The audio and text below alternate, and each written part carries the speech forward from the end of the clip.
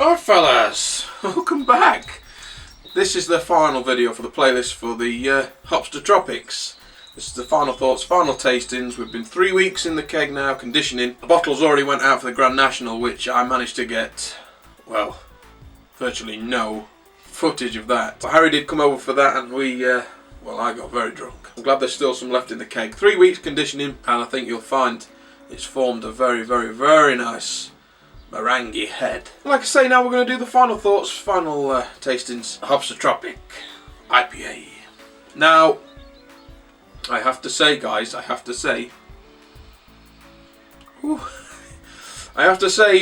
not turned out how I wanted it at all. We'll run through that in a second because someone sent a message. Sandra Alsop sent a message asking for the recipe, and I said yes, but we need to change it a little bit. It needs to be altered first before it gets sent out. Let's crack on anyway, and then we can run through what the problems are with it. It's a beautiful, beautiful dark copper, almost bitter-like in colour, and the head has formed an off-white, really meringue head. Let's go in for an aroma on this bad boy. It's a beast for sure. Oh, the aroma is fantastic. Really, it's good. When I was bottling it for the party, all you could smell in here was mosaic. It's got a real nice mosaic nose on it. Nice tropical mango. And the malts, the aroma you're getting from the malts, especially from them crystal malts, are definitely sort of out there as well with the hops. Probably the hops are just a little bit taken over from it. Which is what you want in an IPA, what I want in an IPA. But it's a definite sweet malt aroma off the crystal along with the hops. Let's dive in. Cheers.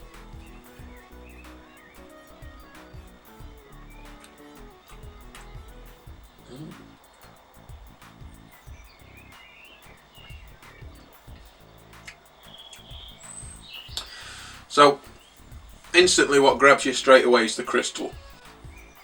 And there's too much crystal in it.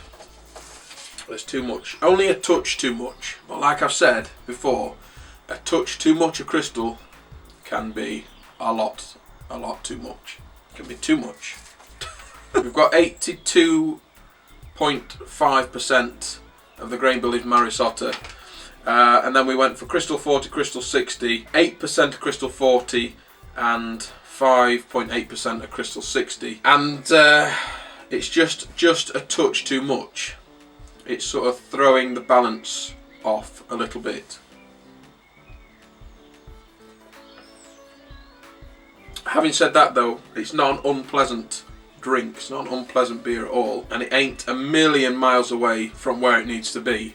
But I knew from sort of tasting it from the very beginning that this could be possibly a bit too crystally. But other than that, other than the fact that there's just a touch too much of the crystal, everything else is where I want it to be. The hops are where I want it to be. There's a beautiful, beautiful tropical mango through the flavour. The malts are nice and sweet, nice and caramelly-like, nice and toffee-like. And that aspect of the malt is well balanced with the hops. The hops are sort of leaps and bounds above that toffee caramel flavour, so it's not weighing it down. It's definitely still an IPA freshness coming off the hops. There's a real nice amount of sweetness that's coming off the crystal malt, which balances out the bitterness, which is definitely present. 60 RBUs.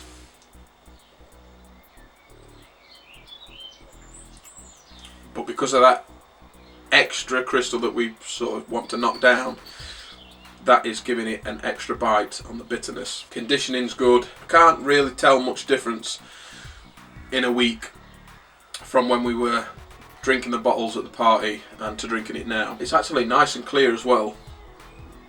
Really nice and clear, and the carbonation again is getting to where I want to get them now.